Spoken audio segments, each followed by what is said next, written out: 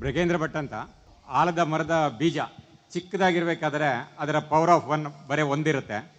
ಅದು ಮೊಳಕೆ ಹೊಡೆದು ದೊಡ್ಡ ಹೆಮ್ಮರವಾಗಿ ಬೆಳೆದಾಗ ಅದ್ರ ಕೆಳಗಡೆ ಸಾವಿರಾರು ಜನ ನೆರಳಿರಲಿ ವಿಶ್ರಾಂತಿ ತಗೊಳ್ತಾರೆ, ಹಕ್ಕಿಗಳು ಗೂಡು ಕಟ್ಕೊಳ್ತವೆ. ಅದೇ ಥರ ಅದರ power of one is enormous.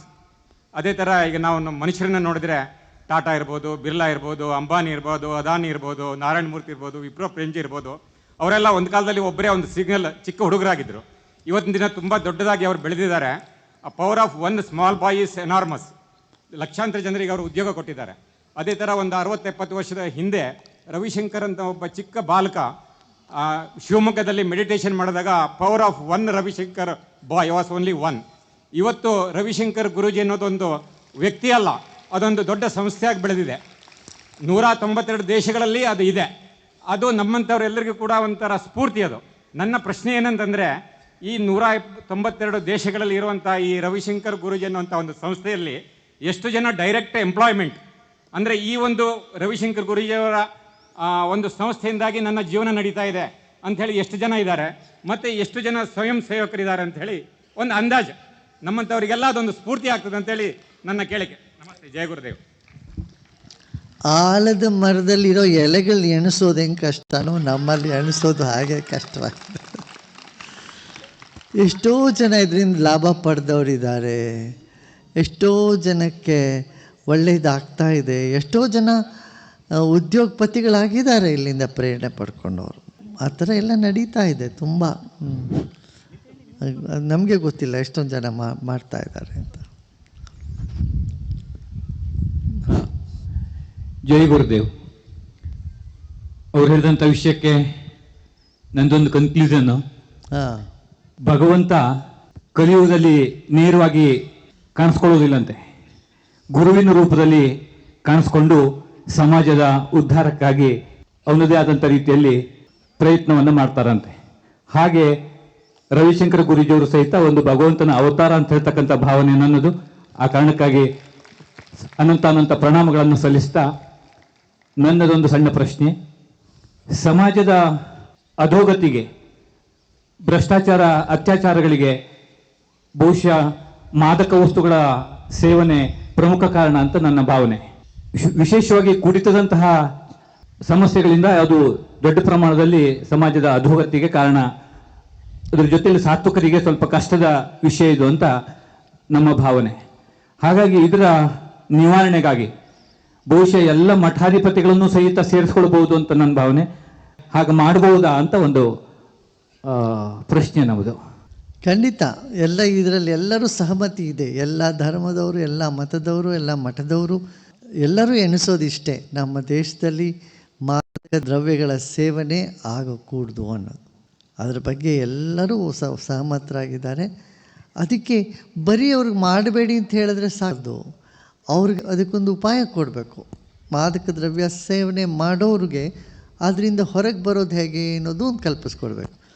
ಅದಕ್ಕೆ ಭಕ್ತಿ ರಸ ಜೀವನದಲ್ಲಿ ಹೆಚ್ಚಾದರೆ ಮಾದಕ ರಸ ತನ್ನಷ್ಟಕ್ಕೆ ತಾನೇ ಬಿಟ್ಟು ಓಡೋಗುತ್ತೆ. ಅದೊಂದು. ಮತ್ತು ಸಾಧನೆ ಮಾಡಬೇಕು. ಅವ್ರಿಗೆ ಧ್ಯಾನ, ಸುದರ್ಶನ್ ಕ್ರಿಯೆ ಇವೆಲ್ಲ ಮಾಡಿಸಿದಾಗ ಎಷ್ಟೋ ಜನ ತಮ್ಮಷ್ಟಕ್ಕೆ ತಾವೇ ಇದರಿಂದ ಮುಕ್ತರಾಗ್ದಾಗ ಬಿಟ್ಟು ಬಂದಿದ್ದಾರೆ. ಜೈ ಗುರುದೇವ್. ಹಾಂ, ನಾನು ಜ್ಯೋತಿ ಹೆಗಡೆ, ಸಿರ್ಸಿಯಿಂದ ಬಂದಿದ್ದೇನೆ. ನಂದು ಒಂದು ಕಲೆಯ ಉಳಿವಿನ ಪ್ರಶ್ನೆ. ನಾನು ಒಂದು ರುದ್ರವೀಣ ವಾದಕಿ. ರುದ್ರವೀಣ ನಮ್ಮ ಭಾರತದ ಅತಿ ಪ್ರಾಚೀನ ವಾದ್ಯ, ಈಗ ನಶಿಸಿ ಹೋಗ್ತಾ ಇದೆ. ಅದನ್ನು ಉಳಿಸ್ಬೇಕು, ಬೆಳೆಸಬೇಕು ಅಂದರೆ ಈಗಿನ ಹೊಸ ಯುಗದಲ್ಲಿ ಬಹಳ ಪ್ರಯಾಸದಾಯಕ. ಹೇಗೆ ಅದರ ಸಲುವಾಗಿ ನಾನು ಖಂಡಿತ ನೀವು ಇಲ್ಲಿ ಬನ್ನಿ, ಹೆಚ್ಚು ರುದ್ರವೀಣೆಗಳನ್ನ ಮಾಡಿಸೋಣ, ತುಂಬ ಜನಕ್ಕೆ ಕಲಿಸೋಕ್ಕೆ ಅದಕ್ಕೆ ಅವಕಾಶ ಮಾಡಿಕೊಡೋಣ. ಧನ್ಯವಾದ, ತುಂಬ ಧನ್ಯವಾದ. ಮಾಡಿಸೋಣ, ಖಂಡಿತ ಮಾಡೋಣ. ನಾನು ರವೀಂದ್ರ, ಕೊಡಗು ಜಿಲ್ಲೆಯಿಂದ ಬಂದಿದ್ದೇನೆ. ಜ್ಯೋತಿರ್ಲಿಂಗವನ್ನು ಕೊಡಗಿನಲ್ಲಿ ಸ್ಥಾಪನೆ ಮಾಡಲಿಕ್ಕೆ ಸ್ವಾಮೀಜಿಯವರು ಮನಸ್ಸು ಮಾಡಬೇಕು ಅಂತ ನನ್ನದೊಂದು ಕಳಕಳಿ. ಕಾವೇರಿಯ ಉಗಮ ಸ್ಥಳ, ಧ್ಯಾನ ಎಲ್ಲದಕ್ಕೂ ಕೂಡ ದೇವಭೂಮಿ, ಅದ್ರ ಬಗ್ಗೆ ತಮ್ಮ ಕಡೆಯಿಂದ ಯೋಚನೆ ಆಗಬೇಕು ಅಂತ ನನ್ನದೊಂದು ಮನವಿ.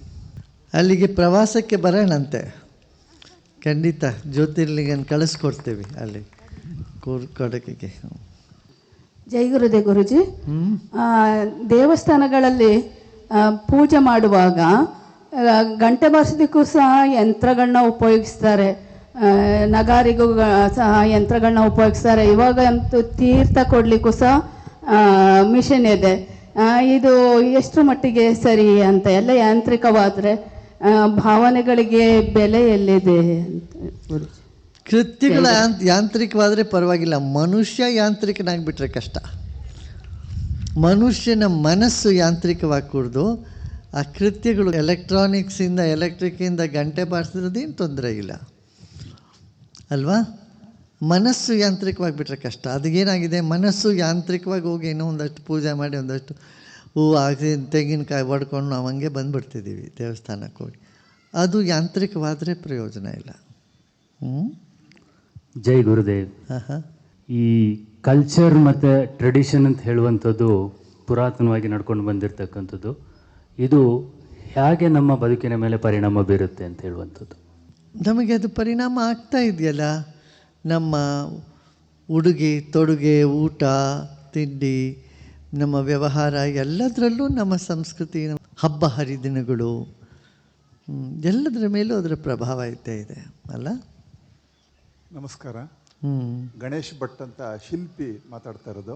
ಪ್ರಾಚೀನ ಭಾರತದಲ್ಲಿ ದೇವಶಿಲ್ಪಗಳಿಗೆ ಕವಚ ಹಾಕುವಂತಹ ಒಂದು ಸಂಪ್ರದಾಯ ಇರಲಿಲ್ಲ.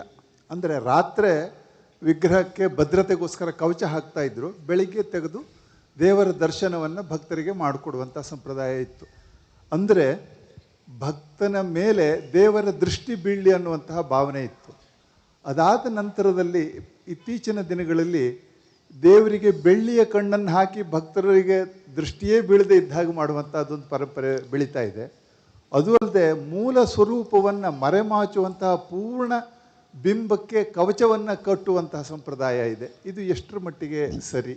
ಇದನ್ನು ಹೇಗೆ, ಅಥವಾ ಇದನ್ನು ಬದಲಾಯಿಸುವುದಿದ್ದರೆ ಯಾವ ರೀತಿ ಮಾಡಬಹುದು ಅನ್ನುವಂಥದ್ದು? ಅದೇನಾಗಿದೆ, ಎಷ್ಟೋ ಹಳೆಯ ಪುರಾತನ ವಿಗ್ರಹಗಳು ನವಪಾಷಾಣದಿಂದ ಮಾಡಿದಾಗಿರ್ತದೆ. ಅದು ಜನ ಅದರ ಮೇಲೆ ಎಣ್ಣೆ ಹಾಕಿ, ನೀರು ಹಾಕಿ, ಹಾಲು ಹಾಕಿ, ಬೇರೆದೆಲ್ಲ ಹಾಕಿ ನಶಿಸಿ ಹೋಗ್ಲಿಕ್ಕೆ ಶುರುವಾಗುತ್ತೆ.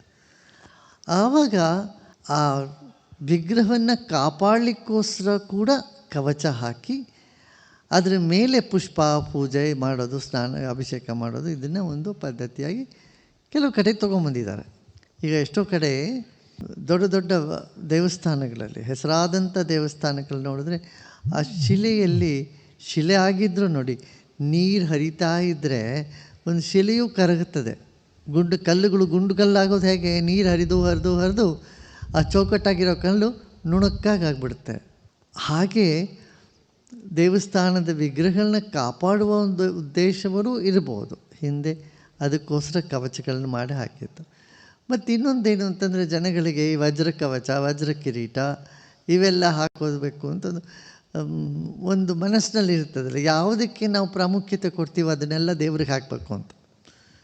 ಹಾಗೆ ನೋಡಿದ್ರೆ ದೇವರಿಗೆ ಯಾವುದೂ ಬೇಕಿಲ್ಲ, ಹೂವನೂ ಬೇಕಿಲ್ಲ, ವಸ್ತ್ರವೂ ಬೇಕಿಲ್ಲ. ಯಾಕೆ, ಆ ಶಿಲೆಯಲ್ಲಿ ಆ ಸೌಂದರ್ಯ ಹಾಗೇ ಚೆನ್ನಾಗೆಲ್ಲ ಶಿಲ್ಪಿ ಕಡ್ದಿರ್ತಾರೆ. ಆದರೆ ಅದಕ್ಕೆ ವಸ್ತ್ರ ಕಟ್ಟಬೇಕು ಅನ್ನೋದೊಂದು ಮನಸ್ಸಿಗೆ ಬಂದುಬಿಡ್ತದೆ. ಭಗವಂತನಿಗೆ ವಸ್ತ್ರ ಕಟ್ಟಿದ ಮೇಲೆ ಮತ್ತೆ ಕಿರೀಟ ಇಡಬೇಕು, ಅದಕ್ಕೆ ಮೇಲೆ ಎಲ್ಲನೂ ಚಿನ್ನದಲ್ಲಿ ಹಾಕೋಣ, ಬಂಗಾರದಲ್ಲಿ ಹಾಕೋದು, ಮತ್ತು ಇದರಲ್ಲಿ ಹಾಕೋದು, ಬೆಳ್ಳಿಗೆ ಹಾಕೋದು, ಹೀಗೆಲ್ಲ ಭಾವನೆ. ಅದು ಆ ಭಾವನೆಗೋಸ್ಕರ ಅವೆಲ್ಲ ಒಬ್ಬೊಬ್ಬರು ಒಂದೊಂದು ಮಾಡಿ ಹಾಕ್ತಾರೆ. ಅಲ್ಲಿ ಇವಾಗ ಪಾದಕ್ಕೆ ಪೂಜೆ ಮಾಡ್ಬೇಕಾದ್ರೆ ಅದಕ್ಕೆ ಅಲ್ಲಿ ಕುಂಕುಮ ಪೂಜೆ ಮಾಡ್ತಾರೆ, ಕುಂಕುಮಾರ್ಚನೆ ಮಾಡ್ತಾರೆ. ಆ ಕುಂಕುಮಾರ್ಚನೆ ಮಾಡಬೇಕಾದ್ರೆ ಮತ್ತೆ ಅದಕ್ಕೆ ಕವಚ ಹಾಕಿಬಿಟ್ಟು ಅದ್ರ ಮೇಲೆ ಕುಂಕುಮಾರ್ಚನೆ ಮಾಡ್ತಾರೆ. ಹೀಗೆಲ್ಲ ಪದ್ಧತಿ ರೂಢಿಸ್ಕೊಂಡಿದ್ದಾರೆ.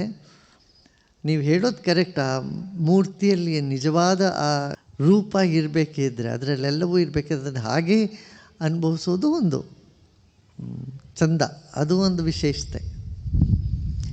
ಕೆಲವು ಕಡೆ ಈ ಥರ ಯಾವುದೋ ಒಂದು ಕಾರಣದಿಂದ ಅಥವಾ ಭಕ್ತರ ಬಯಕೆಯಿಂದ ಆ ಥರ ಆಗ್ತಾ ವಜ್ರ ಕವಚ ಹಾಕೋದು ಅಂತ ವಜ್ರದಲ್ಲೆಲ್ಲ ಮಾಡಿ ಭಕ್ತರು ತೊಗೊಂಬಂದು ಅರ್ಪಣೆ ಮಾಡ್ತಾರೆ, ಅದಕ್ಕೆ ಕವಚ ಹಾಕ್ತಾರೆ. ಹೀಗೆಲ್ಲ ಒಂದು ಪದ್ಧತಿ ನಡ್ಕೊಂಡು ಬರ್ತಾ ಇದೆ. ಮುಖ್ಯ ಏನು ಅಂತಂದರೆ, ಅಲ್ಲಿ ಸ್ವಲ್ಪ ಹೊತ್ತು ಕೂತ್ಕೊಂಡು ಧ್ಯಾನ ಮಾಡಬೇಕು. ನೋಡಿ, ತಿರುಪತಿ ಬೆಟ್ಟ ಹತ್ಕೊಂಡು ಹೋಗ್ತಾರಪ್ಪ, ಅಲ್ಲಿ ದೇವರ ಮುಂದೆ ಹೋದ ಕೂಡಲೇ ಕಣ್ಣು ಮುಚ್ಕೊಂಡು ಧ್ಯಾನ ಮಾಡ್ತಾರೆ. ಪ್ರಾರ್ಥನೆ ಮಾಡ್ಬೇಕಾದ್ರೆ ಕಣ್ಣು ಬಿಟ್ಟು ಮಾಡ್ತೀರಾ? ತನ್ನಷ್ಟಕ್ಕೆ ತಾನೇ ಕಣ್ಣು ಮುಚ್ಕೊಳ್ಳುತ್ತೆ. ಕಣ್ಣು ಮುಚ್ಕೊಳ್ತದೋ ಅಲ್ಲೋ ಪ್ರಾರ್ಥನೆ ಮಾಡಬೇಕಾದ್ರೆ. ದೇವರ ಮುಂದೆ ಹೋದ ತಕ್ಷಣ ಕಣ್ಣು ಮುಚ್ಕೊಂಡೆ ತಾನೇ ಪ್ರಾರ್ಥನೆ ಮಾಡ್ತೀರಾ ಅಲ್ಲ? ಅದೇ ತಿಳಿಸ್ತದೆ ನಿಮಗೆ ಭಗವಂತ ನಿಮ್ಮೊಳಗಿದ್ದಾನೆ, ಮುಂದೆ ಇರ್ತಕ್ಕಂಥ ಮೂರ್ತಿ ನಿಮಗೆ ಆ ಸಾನ್ನಿಧ್ಯವನ್ನು ಕಲ್ಪಿಸ್ಕೊಡ್ಲಿಕ್ಕೋಸ್ಕರ ಅಲ್ಲಿರೋದು. ಅದು ಹೇಗೆ? ಆ ಮಂತ್ರದಿಂದ, ಯಂತ್ರದಿಂದ. ಅದರ ಕೆಳಗಡೆ ಯಂತ್ರ ಇಲ್ಲದಿದ್ದರೆ ಆ ಮೂರ್ತಿಗೆ ಪ್ರಾಣ ಪ್ರತಿಷ್ಠೆ ಆಗೋಕ್ಕೆ ಸಾಧ್ಯ ಆಗೋದಿಲ್ಲ. ಆ ಯಂತ್ರ ಇರ್ತದೆ ಮತ್ತು ಮಂತ್ರದಿಂದ ಆ ಒಂದು ವಾತಾವರಣ ನಿರ್ಮಾಣ ಮಾಡಿದಾಗ ಅಲ್ಲಿ ನಿಂತುಕೊಂಡು ಕಣ್ಣು ಮುಚ್ಕೊಂಡು ನೀವು ಕೂತ್ಕೊಂಡ್ರೆ ನಿಮ್ಮಲ್ಲಿ ಒಂದು ಹೊಸ ಚೈತನ್ಯವೇ ಉಂಟಾಗತ್ತೆ ಅಂತ. ಅದು ಒಂದು ಪದ್ಧತಿ.